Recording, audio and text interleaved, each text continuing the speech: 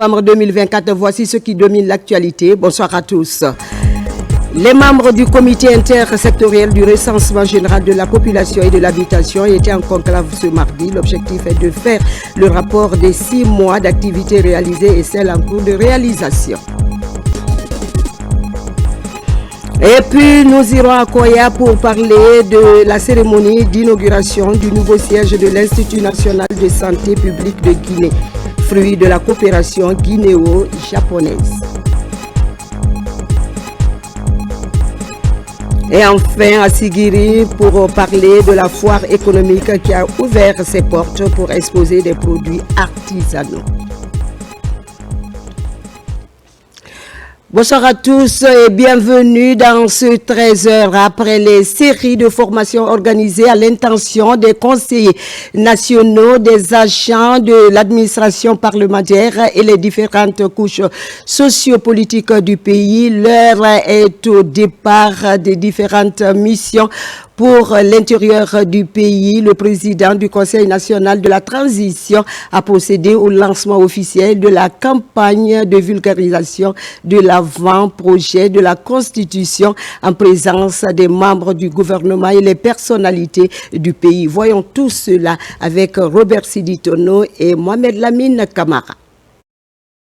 Le Conseil national de la transition est dans la dynamique de l'inclusivité nationale par le biais de la campagne de vulgarisation de l'avant-projet de nouvelle constitution. Ce document de 205 articles, dont 35 nouveaux, ne peut être soumis au référendum sans que la participation et la contribution des citoyens guinéens soient prises en compte.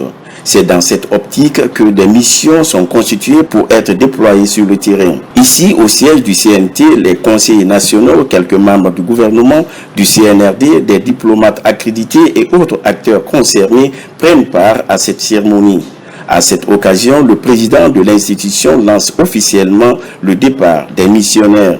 Aujourd'hui marque le départ de la plus grande campagne d'explication d'un texte constitutionnel qui n'a jamais été vécu dans un pays africain. Je précise, le modèle guinéen a été certifié par l'Union interparlementaire pour servir de modèle pour tous les pays en transition et servir de modèle pour tous les pays qui sont en réforme constitutionnelle. C'est ça qui justifie notre invitation au Gabon, dans d'autres pays, pour appuyer ces pays dans leur processus constitutionnel. C'est grâce à la vision du président de la République qui est parti d'une constitution qui nous ressemble et qui nous rassemble. Il a promis que nous allons faire des institutions, bâtir des institutions qui résisteront au temps et à la tentation des hommes. Il s'agit de donner un contenu à cette vision et associer le peuple à la qualification, à la consolidation et à la concrétisation de cette vision politique, de cette vision philosophique et de cette vision idéologique de la Constitution. Les missions vont s'étendre sur une durée de 30 jours. Plusieurs rencontres comme des assemblées consultatives, des dialogues ouverts seront organisés à Conakry dans les 33 préfectures et dans toutes les sous-préfectures du pays. 142 agents vulgarisateurs mettront la mission à profit pour expliquer le contenu du document dans les langues à travers les enseignements issus des sciences de formation de Conakry. Ce moment, il est crucial. Il symbolise notre engagement collectif à écrire ensemble un nouveau chapitre de l'histoire de la Guinée. Cette nouvelle constitution se veut l'écho des voix de nos concitoyens, des attentes de nos communautés, de Conakry aux préfectures et même au-delà de nos frontières. Elle incarne notre désir de refonder l'État, de renforcer les droits de chaque citoyen et de créer des institutions solides au service du bien commun. À partir de maintenant, c'est à nous, honorables représentants, de porter cette constitution jusqu'au cœur de chaque village, de chaque quartier, de chaque foyer.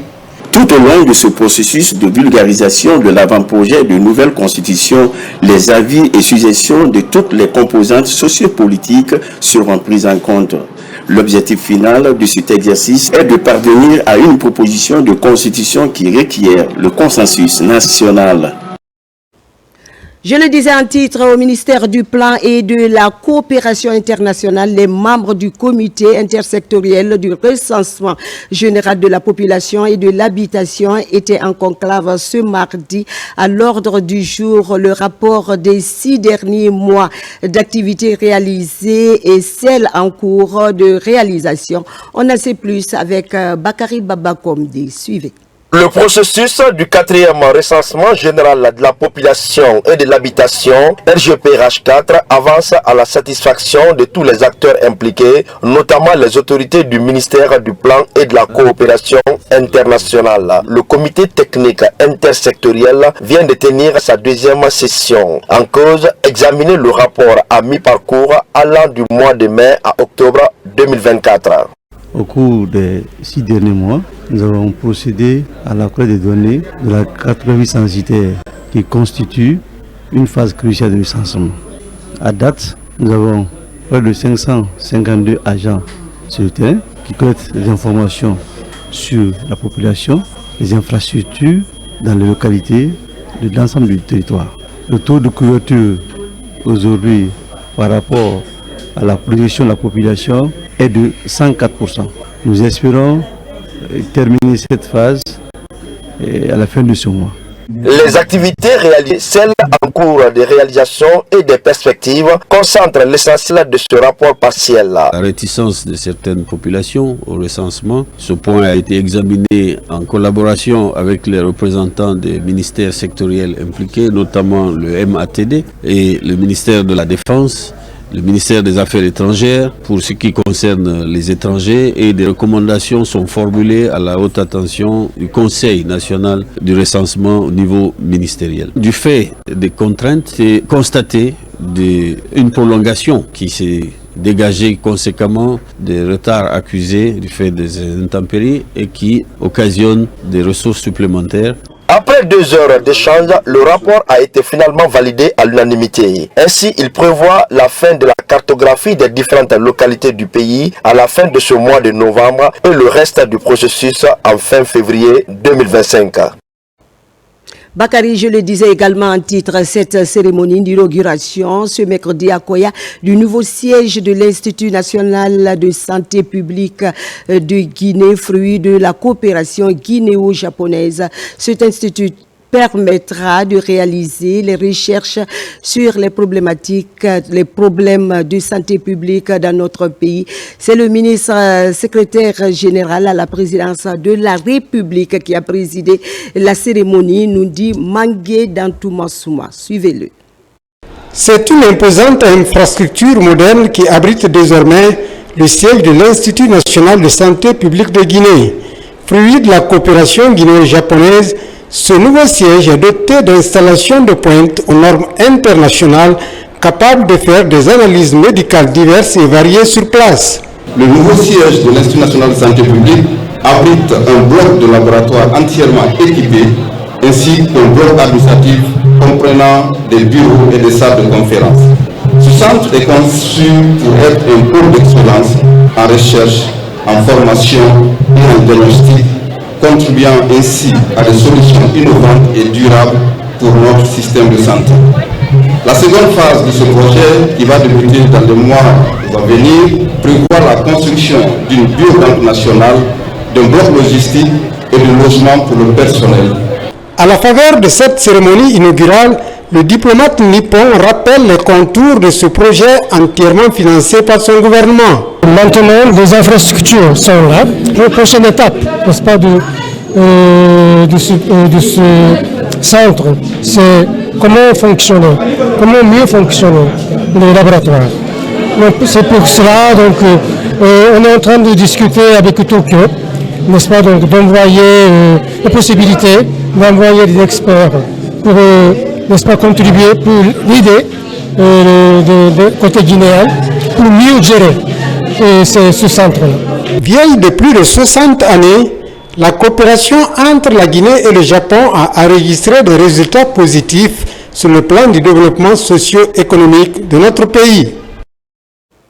Et puis, Akindi a tenu récemment de l'atelier d'élaboration du programme pour les agents paramédicaux. C'est l'Institut du perfectionnement du personnel de santé en collaboration avec le ministère de la Santé qui l'organise. Les détails avec Yaya Silla.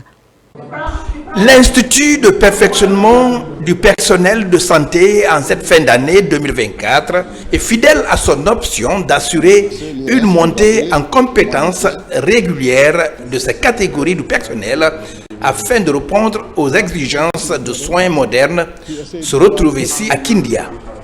Objectif, élaborer les curricula de formation des paramédicaux en soins infirmiers spécialisés certifiés à l'Institut de perfectionnement du personnel de santé. Parce que nous avons constaté que les formations assorties d'attestations que nous faisions, très souvent, on était en télescopage avec les directions nationales de la santé. Beaucoup de directions. Alors nous avons décidé que pour le renouveau de l'IPPS, il était important qu'on parte dorénavant avec des formations certifiantes. La rencontre de Kindia regroupe plusieurs professionnels en santé du ministère de la Santé et de l'Hygiène publique et des personnes ressources. La nouvelle stratégie du plan de développement de l'IPPS est réorientée vers une formation certifiante pour essayer de combler des déficits dans certaines spécialités. Parce que nous savons que dans les structures, nous n'avons pas que des médecins, il y a aussi des infirmiers, il y a des ATS. Et donc souvent, les structures sont confrontées à un manque de personnel qualifié et de personnel spécialité dans certains domaines. C'est pourquoi cette fois-ci, l'IPPS s'est doté d'une certaine stratégie de réorientation vers des certificats, des formations certifiantes pour essayer de combler les déficits dans les structures au point de vue anesthésie, réanimation. Cette rencontre de Kindia permet de résoudre définitivement le déficit de certification des agents de santé, souvent confrontés au manque d'opportunités de formation certifiante. De Kindia à Boké, où les élèves vulnérables de la région viennent de bénéficier des kits scolaires. C'est un don composé de sacs, de cahiers, de bics et de livres. Ce geste est du département en charge de l'action sociale. L'objectif vise à accompagner ces enfants orphelins en vue de leur permettre de commencer les cours dans de bonnes conditions. Le point avec Younoussa Tawel Kamara, Mamadou Mara et Bintou Touré. Après avoir identifié les enfants vulnérables dans les 5 préfectures de la région de Boké, l'heure est à la remise officielle des kits scolaires aux bénéficiaires. Ici, des enfants pensionnaires des centres et des orphelinats de la région. Venus nombreux en compagnie de leurs encadreurs dans la cour du gouvernorat, ces enfants privés de la chaleur parentale de la préfecture de Boké reçoivent leur fourniture scolaire en vue de commencer les cours. Nous sommes là aujourd'hui pour remercier le gouvernement pour ce qu'il a fait pour les enfants. Nous disons merci. Merci beaucoup pour tout ce que vous avez fait. Cette activité est une matérialisation de l'engagement de Madame le ministre de la promotion féminine de l'enfance et des personnes vulnérables à l'occasion du mois de l'enfant, où on avait instruit à tous les régionaux d'identifier un nombre d'enfants déscolarisés ou non scolarisés. La région de Boké a pu identifier 504 enfants. C'est pour respecter ce qu'on appelle l'égalité de chance de tous les enfants. Cette initiative du président de la République à travers le département en charge des personnes démunies qui vise à assister ces enfants en cette période d'ouverture des classes galvanise à plus d'un titre les autorités administratives. C'est un sentiment de satisfaction. Ici, nous ne pouvons que remercier les donateurs par rapport à ce geste. Nous comptons vraiment garder soigneusement le kit qu'on vient de mettre à notre disposition et ça arrivera aux bénéficiaires. C'est là que j'ai la vision du chef de l'État quand il disait qu'il faudrait que les ressources du pays bénéficient d'abord des fils du pays.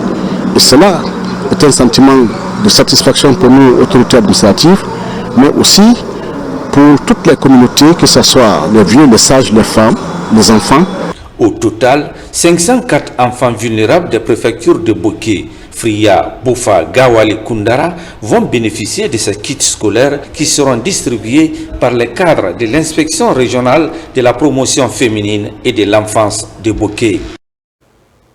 Je vous amène après ça à la découverte d'un amoureux de la terre à Alasoya, dans la préfecture de Forêt-Karia. Boubacar Bari possède 45 hectares de riz et 9 hectares de pastèques valorisés. Malgré ses maigres moyens, il compte s'investir davantage avec le soutien des habitants de la localité pour faire du slogan « Consommons ce que nous cultivons » une réalité, suivant Idrissa Cissé pour en savoir plus davantage sur lui. Atteindre les objectifs de la refondation verte est l'une des priorités des autorités guinéennes. Ce passionné de la terre s'inscrit dans cet élan. Boubacar Bari a déjà valorisé 45 hectares de riz à Dari, dans la sous-préfecture d'Alasoya, préfecture de Forêt-Karia. Cette prouesse est réalisée grâce à l'implication directe des riverains. Les avantages que nous avons dans ce que nous faisons sont nombreux. Avec ce que nous avons là, toute la population va bénéficier grâce au bon Dieu. Une seule personne ne peut pas manger toute cette quantité. Je suis sincèrement satisfait de ma collaboration avec les habitants des localités qui entourent mon champ. Les habitants du district de Dari et ceux des villages voisins apprécient le combat de ce jeune amoureux de la terre. Ils promettent de l'accompagner à la hauteur de leurs moyens pour l'aider dans son initiative. L'homme doit avoir l'amour de son pays. Tu dois émettre des idées pour le développement de cette localité. C'est cette idée que ce monsieur a eue. Sinon, il est de Mamou, mais il a compris que l'avenir d'un pays ne se limite pas seulement à la localité qui t'a vu naître. Tous les Guinéens doivent comprendre que le pays a besoin de ses fils. C'est un bon travail et un travail vraiment à encourager parce que c'est un travail qui est fait à la main depuis le labour jusqu'à aujourd'hui. Cet opérateur économique reconverti en agriculteur vise loin dans le secteur agricole. Mais l'accès difficile et le manque d'intrants sont entre autres difficultés auxquelles il est confronté. À Gekedou, la solidarité se renforce davantage autour des victimes des inondations du mois de septembre dernier. L'église néo-apostolique vient d'offrir aux victimes une importante quantité de vivres, mais aussi des matelas et des draps de lit et couverture. La cérémonie de remise a réuni les autorités administratives, religieuses et la notabilité, nous dit ça à Maratono. On l'écoute. Suite aux pluies diluviennes, la ville de Gekedou a été victime d'inondations le 26 septembre dernier. Près de 12 000 personnes ont été impactées par la colère des eaux. Un mois après ces événements douloureux, l'église néo-apostolique vole au secours des victimes. Elle leur offre des matelas, des draps de lit et des couvertures, mais aussi des vivres et du savon. L'église, c'est la compassion, l'église, c'est la pitié. C'est Dieu qui nous a enseigné cela. C'est pourquoi nous sommes venus sur le terrain pour assister nos frères, pour partager la douleur qui les a trouvés. Donc c'est la raison qui nous a poussé d'être ici aujourd'hui à Gekedou et sur le terrain avec l'autorité afin que nous puissions remettre ces dons que nous avons reçus de la part de nos bailleurs à toutes les victimes. Avec ces dons, c'est un réconfort moral qui est retrouvé par des victimes de cette catastrophe. Je suis tellement contente d'avoir ces dons malgré l'inondation, mais avec tout ça, ils ont essuyé nos larmes avec les aides. En fait, nous sommes tellement heureux, je les remercie beaucoup. Lorsqu'il y a eu l'inondation, chacun a vu comment était Gekedou. Ça a empêché la fête. L'église a donné des matelas, ils ont donné des pagnes, ils ont donné le riz. Donc il faut les remercier. En plus des prières, l'église néo-apostolique de Gekedou s'illustre dans des œuvres humanitaires et dans la promotion de la paix grâce à l'appui de ses partenaires, parmi lesquels la fondation John Wolf. Parlons aussi de la célébration par la Comité international de la Journée internationale de l'écrivain africain. Une journée qui vise à mettre en lumière les écrivains, mais également les œuvres littéraires en Guinée. Les responsables en charge de la culture, du tourisme et de l'artisanat encouragent les efforts des écrivains guinéens et appellent la nouvelle génération à se tourner vers l'écriture et la lecture. Suivant les propos du ministre Moïse Silla, recueilli par Mamadou Diamoba. Cette journée est l'occasion de mettre en lumière non seulement les figures littéraires emblématiques, mais aussi de célébrer la richesse des voix émergentes et diverses à travers le continent. Chez nous, en République de Guinée, la filière du livre prend de plus en plus d'essor et depuis 2017, année de désignation par l'UNESCO de Conakry, capitale mondiale du livre, pendant un an, les manifestations autour du livre se sont multipliées aussi bien dans la capitale qu'à l'intérieur du pays, ce qui démontre le dynamisme du secteur littéraire dans notre pays qui, à juste titre, revendique désormais le titre de capitale africaine du livre. De même, la ville de Conakry a posé sa candidature pour le label de ville créative de l'UNESCO pour la littérature. Et nul doute que dans un avenir très proche, ces objectifs seront atteints. Des auteurs guinéens ont grandement contribué à la naissance et au développement de la littérature africaine, aussi bien d'expression française qu'anglaise, arabe, espagnole ou portugaise. Cette tendance doit se poursuivre et nous sommes heureux de savoir que la Guinée n'est pas en reste dans ce combat. Les éditeurs et écrivains guinéens sont encouragés dans cette perspective. Il faut aussi saluer la vitalité de la littérature féminine guinéenne qui compte aujourd'hui de nombreuses autrices de talent dont la plupart sont jeunes. Autre fait remarquable, la jeunesse guinéenne s'intéresse de plus en plus à l'écriture et à la lecture. Il n'y a qu'à voir les auteurs des maisons d'édition guinéennes pour s'en convaincre, ainsi que la fréquentation des bibliothèques, médiathèques et centres de lecture. À ce niveau, il est remarquable de constater la naissance de jeunes maisons d'édition qui de plus en plus occupent l'espace littéraire et contribuent à l'éclosion de nouveaux talents littéraires en République de Guinée. C'est donc toute la chaîne du livre qui est aujourd'hui positivement impactée par une certaine effervescence due au courage et à l'engagement des aînés et précurseurs qui tous les jours s'investissent pour faire exister le livre guinéen. Le ministère de la Culture, du Tourisme et de l'Artisanat salue les efforts des écrivains guinéens qui aujourd'hui replacent la Guinée au devant de la scène littéraire africaine comme cela a été par le passé. L'État guinéen, sous la direction éclairée de son Excellence, Monsieur le Président de la République, chef de l'État, le général Mamadi Doumbouya, met au cœur de son action la promotion du livre et de la lecture.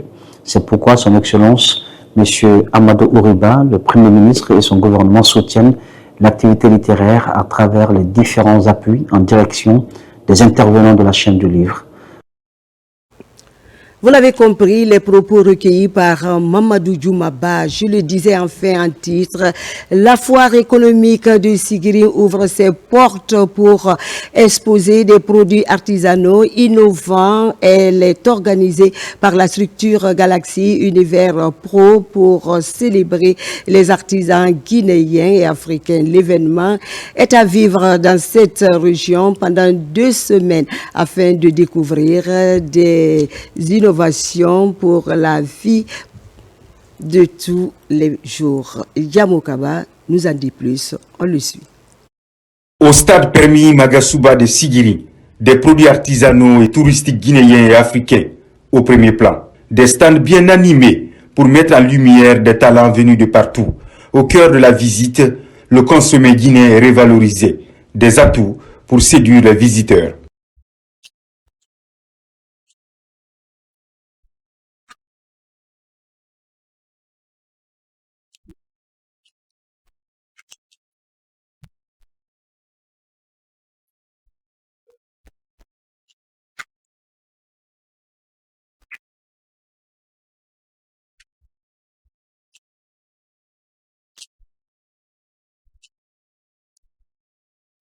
La 4e édition propose différents univers, 2 semaines de découvertes et d'inventions autour de la vie de tous les jours. La foire économique de Sigiri est une initiative de Galaxy Univers Prod destinée à promouvoir l'artisanat guinéen et africain pour le bien des populations locales.